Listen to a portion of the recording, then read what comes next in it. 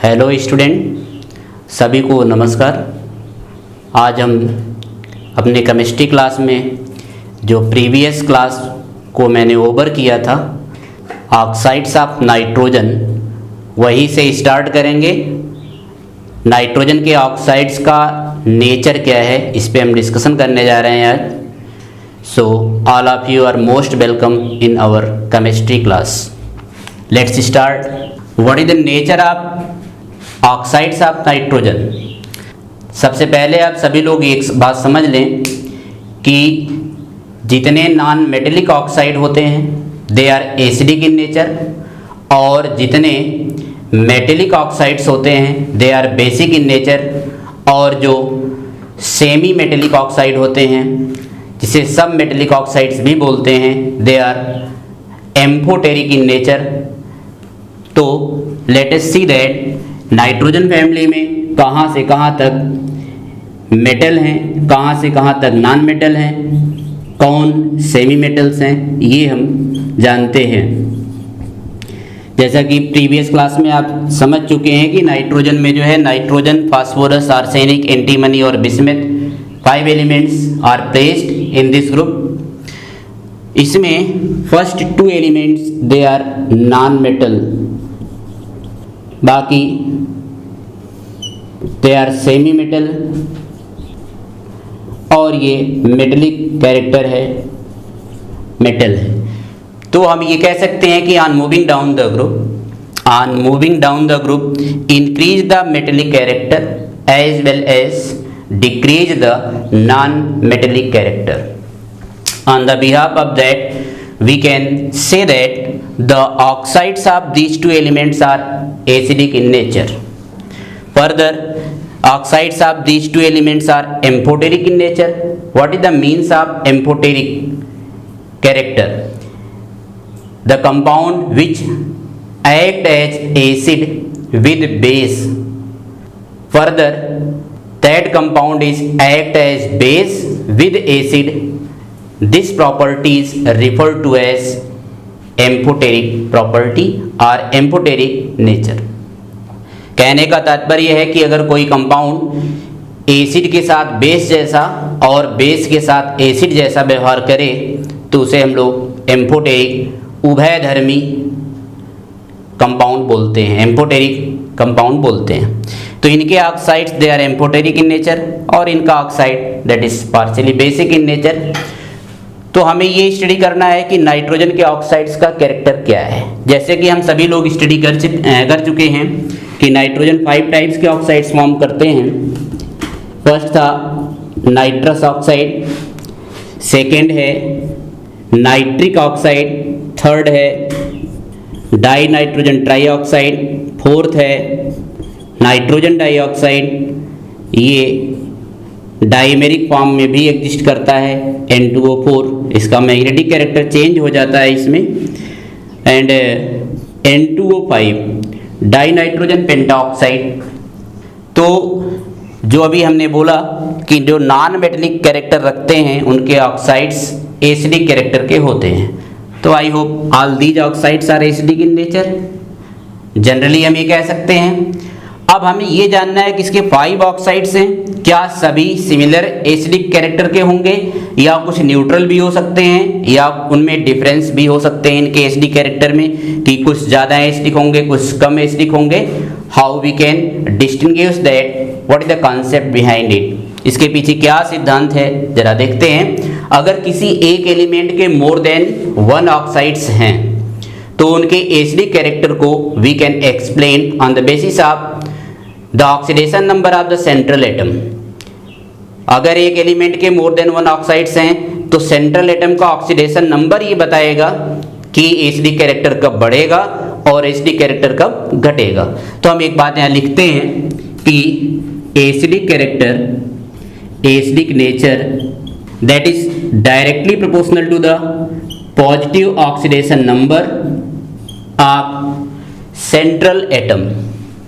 Positive oxidation number of central atom. इस concept के behalf पर हम ये पता कर सकते हैं कि इसमें सबसे ज़्यादा एसिडिक कौन होगा और सबसे कम एसिडिक कौन होगा। जानकारी के लिए आपको बताएं कि ये first these two oxides are almost neutral, लगभग उदासीन है, they don't have acidic character.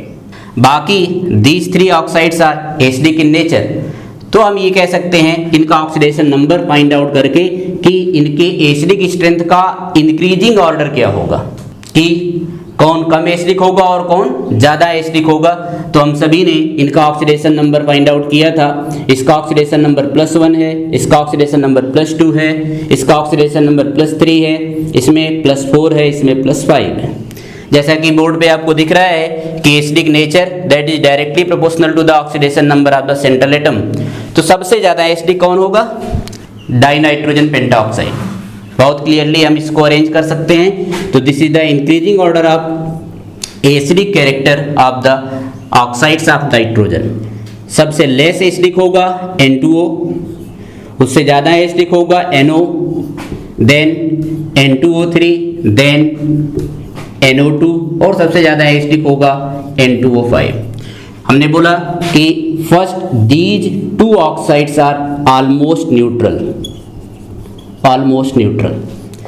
बाकी इनका एसिडिक नेचर इंक्रीज हो रहा है, increasing order of acidic strength. ये इनके एसिडिक स्ट्रेंथ का इंक्रीजिंग ऑर्डर हो गया। आई होप सभी को क्लियर होगा। ये एग्जाम में क्वेश्चन आया हुआ है कि नाइट्रोजन के ऑक्साइड्स को उनके अम्लीयता के बढ़ते हुए क्रम में व्यवस्थित करें।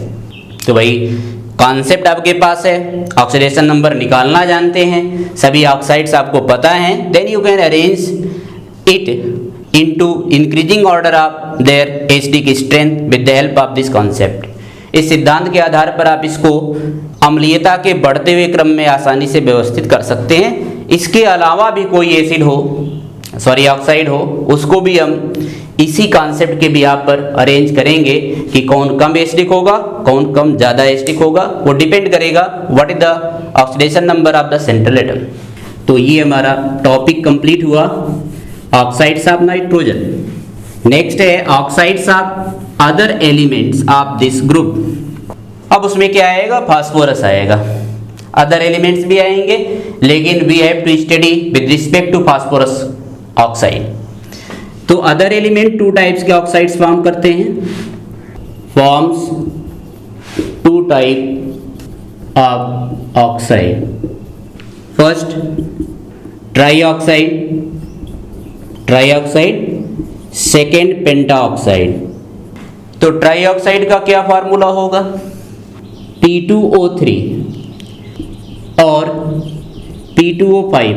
Actually they डाइमेराइजेस। डाइमेराइज का मीन्स होता है ये मोनोमेरिक यूनिट है। किसी भी कंपाउंड की जो स्मॉलर स्ट्रक्चरल यूनिट होती है उसको मोनोमर कहते हैं। तो इसकी स्मॉलर स्ट्रक्चरल यूनिट ये है P2O3, इसकी है P2O5। ये मोनोमेरिक फॉर्म है, एकलक हिंदी में कहेंगे।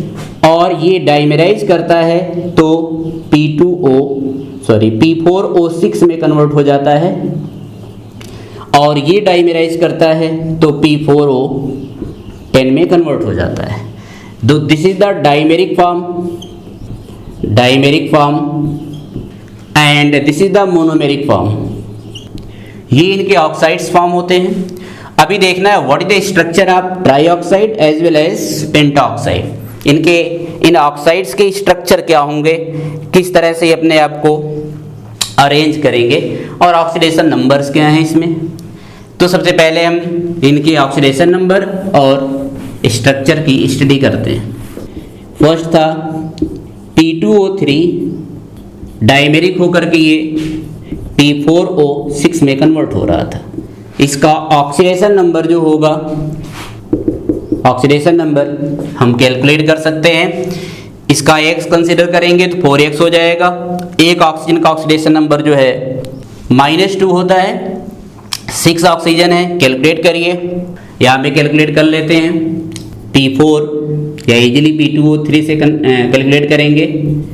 इसका 2x होगा plus 3 2 6 -6 that is equal to 0। x की वैल्यू फाइंड आउट करेंगे तो 6/2 दैट इज इक्वल टू 3। तो इनका ऑक्सीडेशन नंबर होगा +3। और जो दूसरा था P2O5, ये डाइमेरिक फॉर्म में कन्वर्ट होता है तो P4O 10 बनाता है। इसका ऑक्सीडेशन नंबर होगा +5। What is the structure? Structure क्या होगा? तो हम डाइमेरिक स्ट्रक्चर फॉर्म करेंगे। पहले आप 4 P एटम को टेट्राहेड्रॉन कॉर्नर्स पर अरेंज कर लीजिए और सभी फास्फोरस एटम से एक एक ऑक्सीजन डबल बॉन्ड के थ्रू कनेक्ट कर दीजिए। अभी हमारे पास ऑक्सीजन कितने कनेक्ट हो गए? 4 कनेक्ट हो गए। कितने बचे हैं? 2 बचे हैं। ये P बॉन्ड P फॉर्म करेगा, P बॉन्ड P फॉर्म करेगा, P bond P bond P। ये टेट्राहेड्रॉन कॉर्नर है। Each tetrahedron corner containing phosphorus atoms. एक ऑक्सीजन कनेक्ट होगा यहाँ से, that is the P bond O bond P। दूसरा oxygen atom connect होगा यहाँ से, that is the P bond O bond P।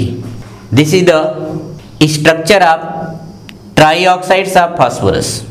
अभी हमें यहाँ पे एक बात देखनी है कि इसमें कितने P बॉन्ड O हैं, कितने P bond O bond P हैं और कितने P बॉन्ड P हैं। How many P bond O, how many P bond O bond P, how many P bond P। तो वो हम यहाँ पे easily with the help of structure calculate करके लिख सकते हैं। तो P bond P double bond O, इनके टोटल नंबर्स आपको दिख रहे हैं 1 2 3 4। टोटल नंबर्स हैं 4। P डबल बॉन्ड O के टोटल नंबर्स हैं 4। P bond P 1 2 3 4। P bond P that is equal to 4। और P bond O bond P bond O bond P ये है केवल 2। ये भी क्वेश्चन पूछा जा सकता है एग्जाम में कि in given structure how many P bond P double bond O, how many P bond P, how many P bond O bond P। तो इसको with the help of structure हम कैलकुलेट करके यहाँ पे काउंट करके actually लिख सकते हैं। नेक्स्ट है structure of penta oxides of phosphorus. कैसे फॉर्म होगा? फिर इजिली हम वही सभी टेट्राहेड्रल कॉर्नर पर फास्फोरस एटम्स को आप रख दें, सभी के साथ P double bond O form कर लें। P double bond O form कर लिया। यहाँ पे हो गए कुल 4 ऑक्सीजन एटम्स। अभी यहाँ पे रिमेनिंग ऑक्सीजन एटम्स 6 हैं। तो 4 यूटिलाइज हुए, अभी 2 बचे हुए हैं। तो P bond O bond P, ये हो गया फास्फोरस पेंटाऑक्साइड की स्ट्रक्चर। अभी यहाँ पे हमें कैलकुलेट करना है यहाँ पे कितने P डबल बॉन्ड O हैं। तो पहले की तरह हैं, P डबल बॉन्ड O के नंबर कितने होंगे बेटा? यहाँ पे होंगे इसके नंबर 4। फिर आपको देखना है कि P bond O bond P। तो देखिए 1 2 3 4 5 6, ये एक चेंजमेंट आया। P bond O bond P के नंबर्स हैं 6।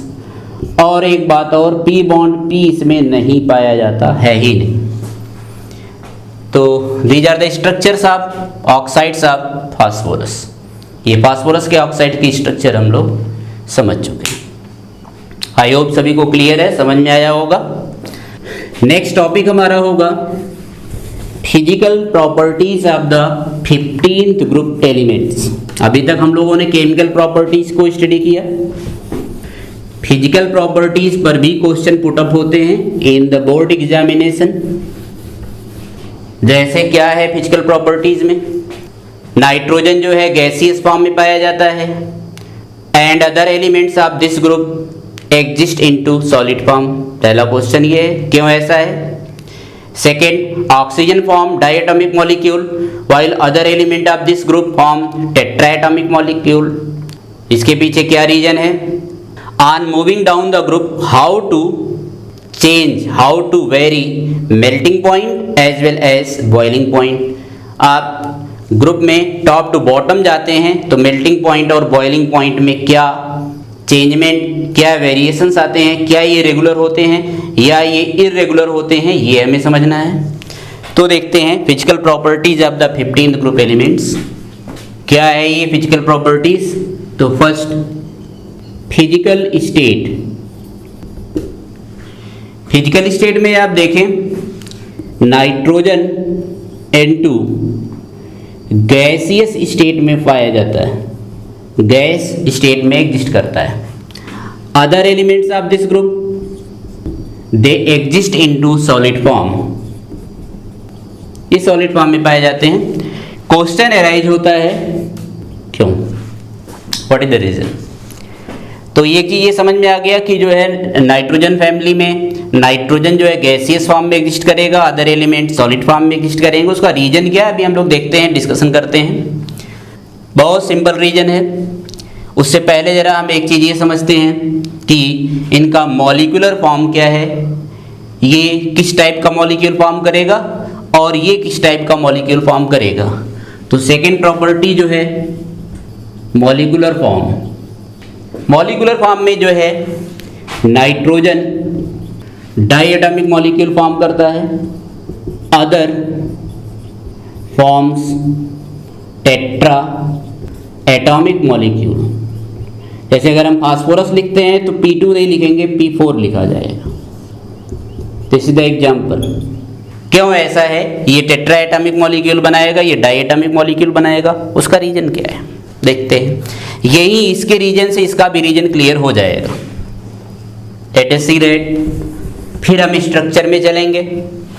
नाइट्रोजन कैसे फॉर्म हुआ जरा इसको देखेंगे। नाइट्रोजन का एटॉमिक नंबर है 7। इलेक्ट्रॉनिक कन्फिग्रेशन करेंगे आप 1s2 2s2 2p3। आप ध्यान से देखें यहाँ पे वैकेंट है, सॉरी डी ऑर्बिटल है ही नहीं, there is no D orbital because it has only 2 cells। That's why second cell does not contain d orbital। Second shell में d orbital नहीं होता है।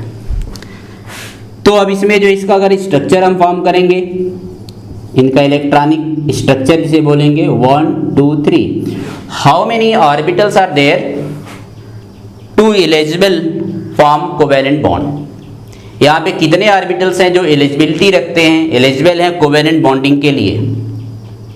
तो only 3 orbitals eligible to form covalent bond on the basis of valence bond theory. Valence bond theory के आधार पे केवल 3 ही ऑर्बिटल जो हाफ फिल्ड हैं ये बॉन्डिंग करेंगे। तो ठीक है, अब यहाँ पे बॉन्डिंग अगर करेंगे तो नाइट्रोजन नेक्स्ट है 7 होगा, 1s2 2s2 2p3। इसका स्ट्रक्चर मैं यहाँ बना लेता हूँ, ध्यान से देखें।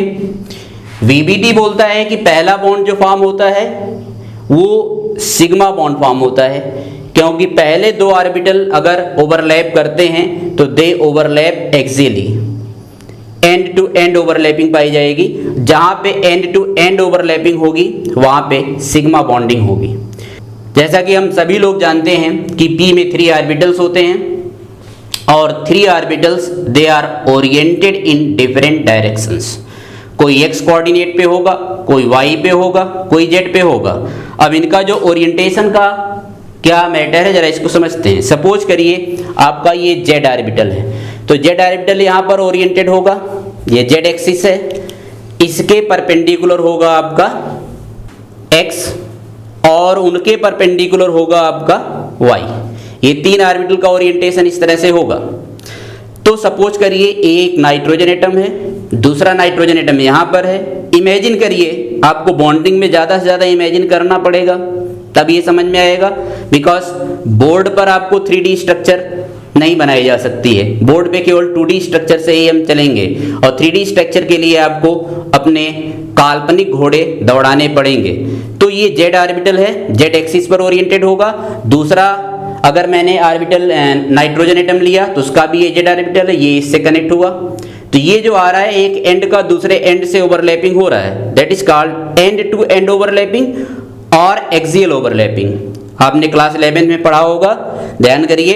जब एंड टू एंड ओवरलैपिंग होती है तो वहाँ पर ओवरलैपिंग मैग्नीट्यूड ज़्यादा होता है, बॉन्ड स्ट्रांग बनते हैं और इस बॉन्ड का नेम होता है सिग्मा। तो भाई एक सिग्मा बॉन्ड यहाँ पे बन गया एन में।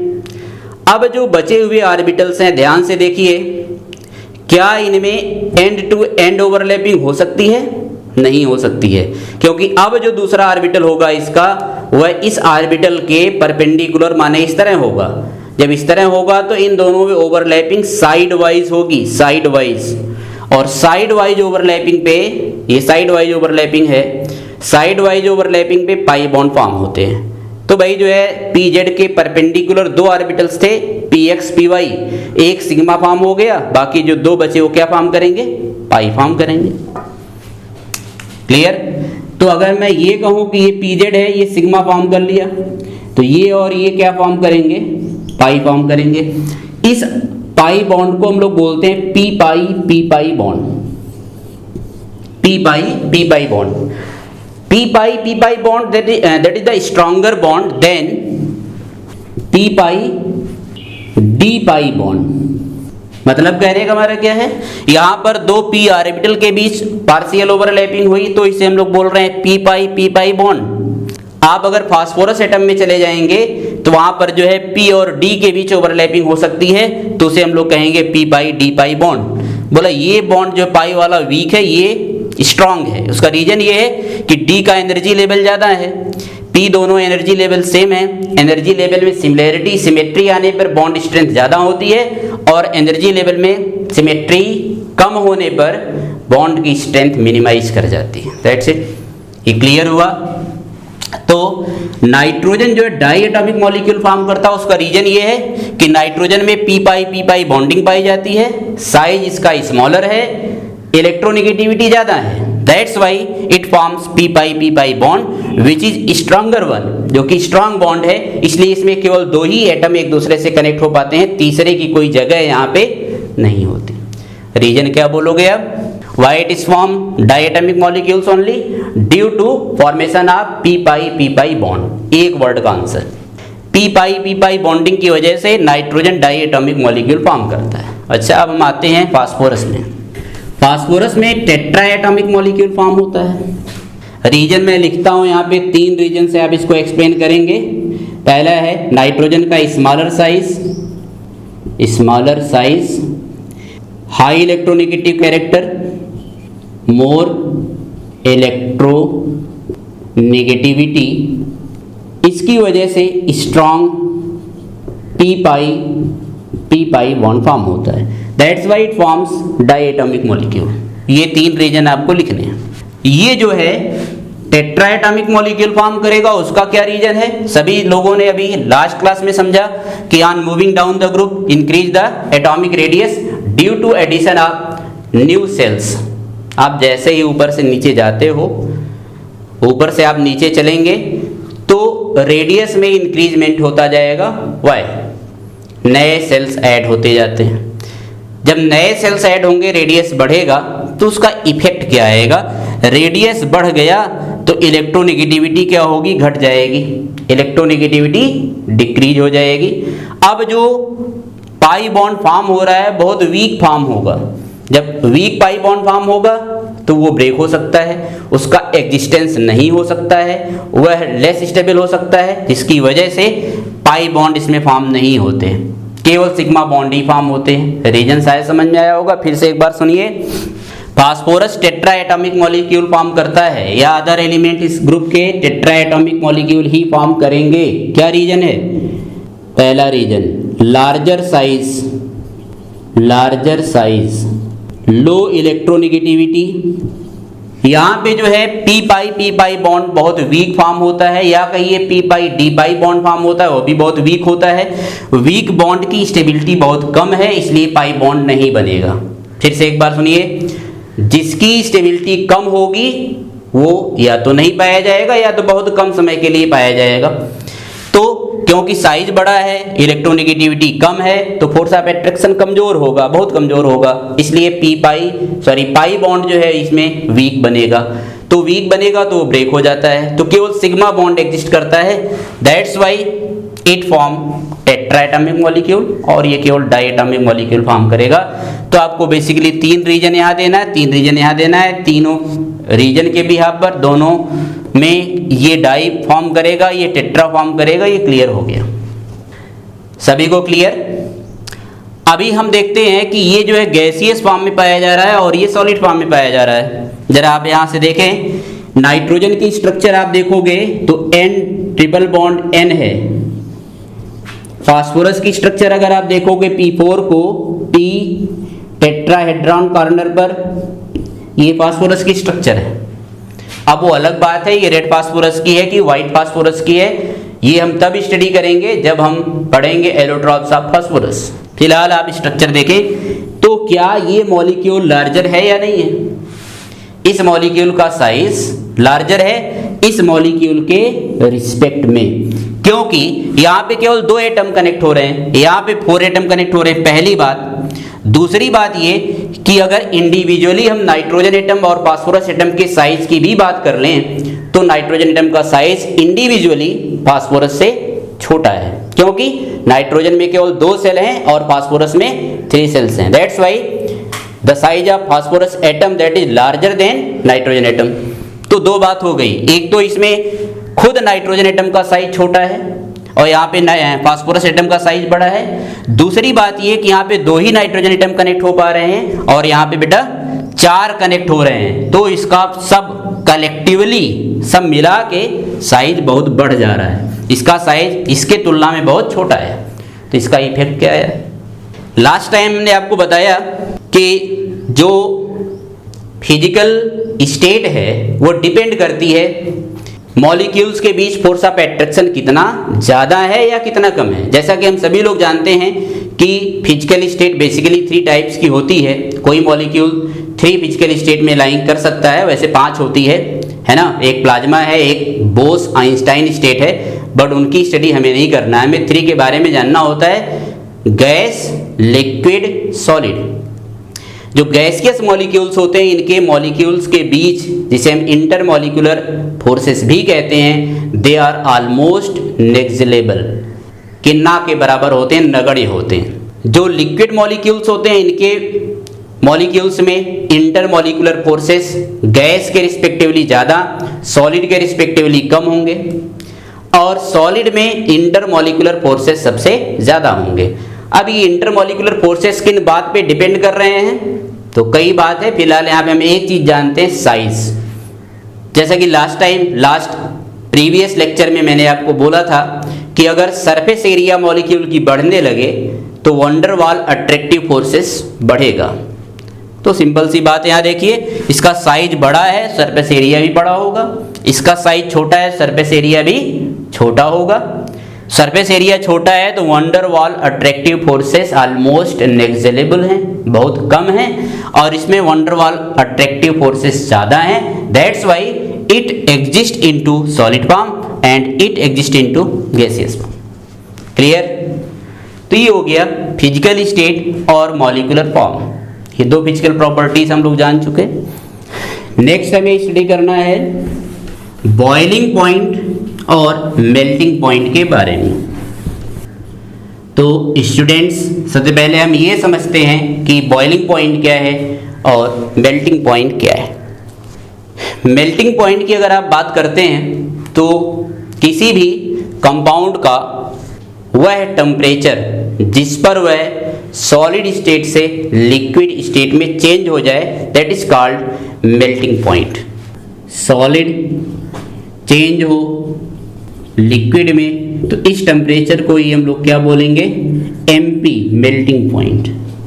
जैसे अगर मैं आयरन की बात करूं, आयरन ये सॉलिड फॉर्म में होता है, अगर इसको 1600 डिग्री सेल्सियस टेम्परेचर दे दिया जाए तो यह लिक्विड में कन्वर्ट हो जाता है।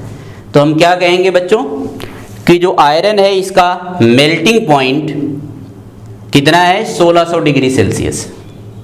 तो ये हो गई मेल्टिंग पॉइंट की बात। दूसरी बात है बॉइलिंग पॉइंट। बॉइलिंग पॉइंट आप छोटी क्लासेस में ये पढ़ते हैं कि किसी भी लिक्विड का वह टेम्परेचर जिस पर वह उबलने लगे उसे हम लोग बॉइलिंग पॉइंट कहते हैं। ये तो बहुत सिंपल सी डेफिनेशन है, थोड़ा आप क्लास 12th में हैं तो थोड़ा इसको स्टैंडर्ड करके चलिए। तो जब इसमें स्टैंडर्डाइजेशन करेंगे आप तो वह टेम्परेचर जिस पर किसी लिक्विड का वेपर प्रेशर एटमॉस्फेरिक प्रेशर के इक्वल हो जाए उसे हम लोग कहते हैं बॉइलिंग पॉइंट। हमारे कहने का तात्पर्य ये है सपोज करिए हमारे पास ये पानी लिया हमने कंटेनर में पानी लिया हमने, इसको हीट आप दीजिए, हीट एनर्जी प्रोवाइड करेंगे। तो हीट एनर्जी प्रोवाइड करने पर जो लिक्विड होगा ये कन्वर्ट होगा गैस में। यह एक रिवर्सिबल प्रोसेस है, लिक्विड गैस में जाएगा, गैस फिर लिक्विड में आएगा। इस रिवर्सिबल प्रोसेस की वजह से जब इसको आप हीट करते हो तो ढेर सारे बबल्स आकर के इसके ऊपरी सतह पर या कुछ अंदर की सतह पर ही दिखते हैं। जब ये बबल्स आकर के इसके ऊपरी सतह पर रुकेंगे तो ये इस पर एक प्रेशर अप्लाई करेंगे, लिक्विड पर माने पानी पर। इसको हम लोग बोलते हैं वेपर प्रेशर। क्या बोलेंगे बच्चों? वेपर प्रेशर बोलेंगे। ये वेपर मॉलिक्यूल्स हैं, वेपर मॉलिक्यूल्स हैं। इन पर एक बाहर से प्रेशर लग रहा है जिसे हम लोग बोलते हैं एक्सटर्नल प्रेशर, या इसी को एटमॉस्फेरिक प्रेशर, वायुमंडलीय दाब बोलते हैं। जब ये प्रेशर इस एक्सटर्नल प्रेशर के बराबर हो जाएगा तब ये वेपर्स निकलना बाहर शुरू हो जाएंगे, और जैसे ही ये बराबर हो जाएगा वैसे बॉयल होना शुरू हो जाएगा। तो वह टेम्परेचर जिस पर किसी लिक्विड का वेपर प्रेशर एक्सटर्नल प्रेशर या एटमॉस्फेरिक प्रेशर के इक्वल हो जाता है उसे हम लोग बॉइलिंग पॉइंट कहते हैं। अब ये बॉइलिंग पॉइंट किन बातों पे डिपेंड करेगा और मेल्टिंग पॉइंट किन बातों पे डिपेंड करेगा, इसमें थोड़ा सा अंतर है, वेरी लिटिल डिफरेंस। क्या है उसको जरा हम समझेंगे। देखिए, nitrogen, phosphorus, arsenic, antimony, bismuth. अगर हम पहले मेल्टिंग पॉइंट की बात करते हैं तो ऊपर से नीचे जाने पर मेल्टिंग पॉइंट बढ़ना चाहिए, बढ़ता भी है, लेकिन रेगुलर इंक्रीजमेंट नहीं है, इरेगुलर वेरिएशन है। फिर से अब what is the reason for the irregular variation in melting point? उसका क्या कारण हो सकता है देखते हैं। यहाँ से यहाँ जाओगे तो melting point that is MP increase होगा, और यहाँ से यहाँ जाने पर डिक्रीज होगा। यहाँ से यहाँ इंक्रीज हो रहा है, ध्यान देना है, एन से एएस तक इंक्रीज हो रहा है, और एसबी का एमपी बीआई के एमपी से क्या होगा? कम होगा। ये कंट्रोवर्सी आई, हमने जनरली पढ़ा ऊपर से नीचे जाने पर मेल्टिंग पॉइंट बढ़ेगा क्योंकि साइज बढ़ रहा है, फोर्स ऑफ एट्रैक्शन बढ़ेंगे, लेकिन यहाँ ऐसा नहीं हो रहा है। यहाँ पर जो है MP of SB that is less than bismuth, sorry more than bismuth. MP जो है एसबी का, स्टेबीन का, बिस्मथ का ज़्यादा होना चाहिए था, लेकिन ज़्यादा किसका है? स्टेबीन का है, और बिस्मथ का क्या है? कम है। माने एंटीमनी का ज़्यादा है, बिस्मथ का कम, उसका क्या रीजन है? देखिए, हमने लास्ट टाइम पढ़ा था inert pair effect. Last time हमने स्टडी किया था inert pair effect. Inert pair effect में क्या हमने बताया था आपको? Z star is equal to Z minus sigma. Z star बढ़ेगा तो जो है इलेक्ट्रॉन पर न्यूक्लियस की पकड़ मजबूत होगी। तो यहाँ पे ऊपर से नीचे जाने पर जेड स्टार बढ़ रहा है, ऊपर से नीचे जाने पर जेड स्टार बढ़ेगा, उसका कारण है, घटना चाहिए था लेकिन बढ़ रहा है। यहाँ से यहाँ जाने पर जो है सील्डिंग का वर्क एस और पी कर रहे हैं, जो कि मजबूत सील्डिंग मानी जाती है, इसलिए यहाँ पे जेड स्टार कम होता है, साइज बढ़ रहा है। यहाँ से यहाँ जाने पर सील्डिंग का वर्क जो है डी और एस कर रहे हैं, डी और एफ कर रहे हैं। तो जब डी और एफ कर रहे हैं, डी एफ की जो सील्डिंग है ये वीक सील्डिंग मानी जाती है, तो अगर ये वीक होगा तो ये स्ट्रांग हो जाएगा, क्योंकि दोनों में अपोजिट का रिलेशन है। तो यहाँ से यहाँ जाने पर साइज एक्चुअली स्मॉल होता जाता है। तो होगा क्या, जरा देखें, NH2 NP3 देखिए, जब आप ऊपर से नीचे जाते हैं, ये दो टाइप्स का जो है ऑक्सीडेशन नंबर आपने पढ़ा, +3 भी होता है, +5 भी होता है, या कहीं ये दो टाइप्स की वैलेंसी पढ़ी है। Basically general valency oxidation number की बात कर रहा हूं मैं। तो ऊपर से नीचे जाने पर जो s इलेक्ट्रॉन है, इस पर क्योंकि जेड स्टार बढ़ रहा है, प्रभावी नाभ की आवेश बढ़ रहा है, तो ये जेड स्टार पर प्रभावी नाभ की आवेश ज़्यादा लग जाएगा, क्योंकि s न्यूक्लियस के ज़्यादा करीब है और p न्यूक्लियस से थोड़ा सा दूर है। तो जब ये बढ़ेगा तो ज़्यादा किस पर बढ़ेगा? s पर, और p पर s की तुलना में कम बढ़ेगा। तो जब s पर अट्रैक्टिव फोर्स स्ट्रांग हो गया तो ये बॉन्डिंग में पार्टिसिपेट करना बंद कर देता है, नहीं प्रिफर करता है।